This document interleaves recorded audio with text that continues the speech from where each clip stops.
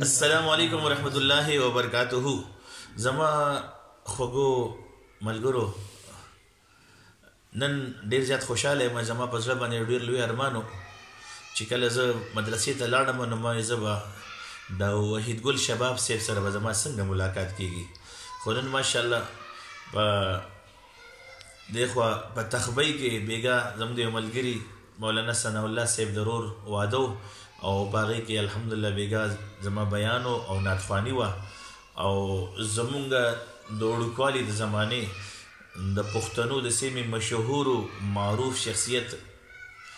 چې په مجلس کې د هغه د مقابلې سړی نو د کیسټو په دنیا کې د هغه د مقابلې سړی نو وحید ګل شباب صاحب سره زما بیګا شپه تېره شو، ملاقات مې ورسره وشو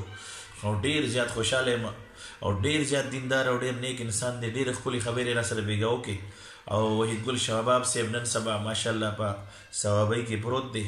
او ډېر ښکلی ژوند او د سکون زندګي یې تېرېږي. زما ورسره بیګا یو څو لمحې تېرې شوې، شپه مې ورسره یو ځای تېره شوه. نن الحمدلله وحید ګل شباب صاحب او چې څنګه ورسره ما مینه وکړه ما هم ما شانتې مینه راکړله او دا ښکلي ښکلي ملګري مولانا ثناء الله صاحب ناست دی.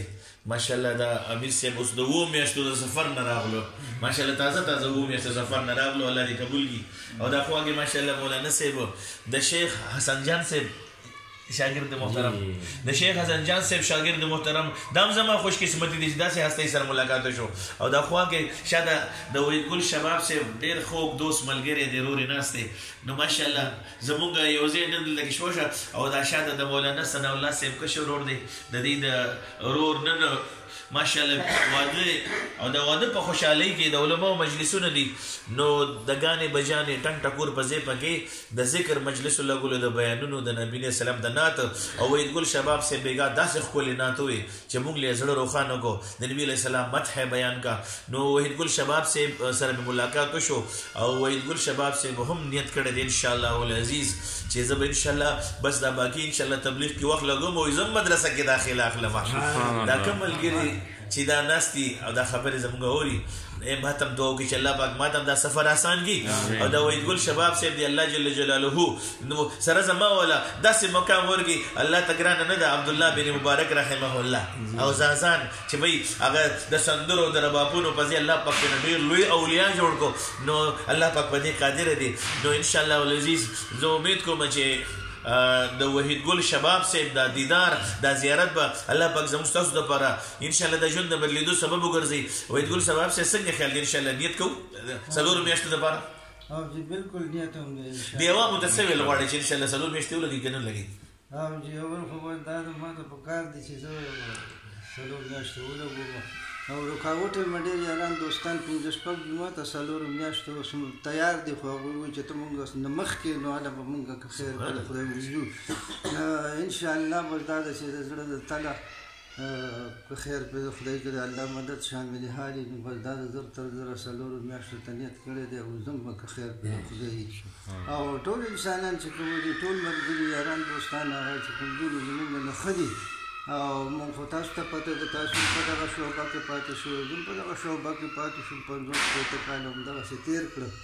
الله رب العزت دې اوس دا سره خپل مدد او رحمت برکت شامل حال کړي چې دا 4 میاشتو ته وځي. تاسو هم دعا کوئ انشاءالله او زموږ اراده ده که خیر وي الله دې قبول کړي. باقي ژوند دې الله چې کوم دی د الله د حکمونو پیغمبر په طریقه باندې تېر کړي او الله دې زموږ آخرت او دنیا دواړه ښایسته کړي. تاسو دې الله پاک چې کوم دی نو اجر درکړي او تاسو بله شاګردان دي د دارالعلوم کومه خبره تاسو چې وکړه دغه تمنا ده دغه ستاسو پړې کې یو مقصد دی مطلب دی دا الله پوره کړي او انشاءالله که خیر د دې نه پس به مونږ ټول عمر باقي چې کوم دی دا به دین په محنت کې تېروو که خیر به خدای او خپل ځان به جوړو خپل ایمان به زده کړو ایمان به جوړو او ستاسو ډېره مننه چې ستاسو سره ملاقات وکړو او سوات ته به درځم انشاءالله که خیر خامخا به درځم ملاقات به کوو.